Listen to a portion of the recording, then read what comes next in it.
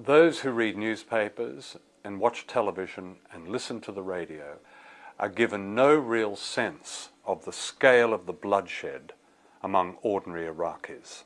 If you ask somebody who is quite in the street, who's opposed to the war and doesn't like the idea, but you ask them, how many Iraqis do you think have been killed as a result of Blair's and Bush's invasion?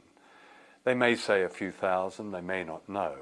In fact, the most reliable survey, which was done by the Johns Hopkins School of Public Health with Iraqis, an extraordinary survey, meticulous and conscientious and quite courageous in the way it was carried out, peer-reviewed, probably leads us to almost 1 million people. Les Roberts, who led that study, he said it seems as if the scale of killing in Iraq will have passed the scale of killing in Rwanda. Statistically, the majority of terrorism is our terrorism. It is state terrorism. There's no question about that. And the greatest victims of terrorism are Muslims. Those who either died as a result of the medieval embargo imposed on Iraq during the 1990s, or Palestinians who've died, and others.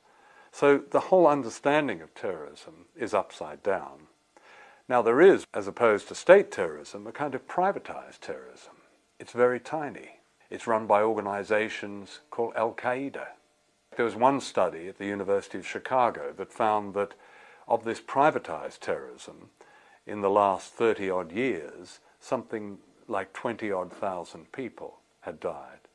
A very tiny figure compared to the millions who have died as a result of state terrorism. I don't think there is a war on terror. I think that's a propaganda notion. The attacks of September the 11th were appropriated by a clique in the US establishment in order to further its aims around the world. If that isn't clear to most people, as I believe it is, then I don't know where they've been for the last few years. But it's not reported that way. Yes, a lot of journalists put terrorism and war on terror in inverted commas, but after a while they weary of that. It's as if there really is a war on terror, and there isn't a war on terror. There is a war of terror.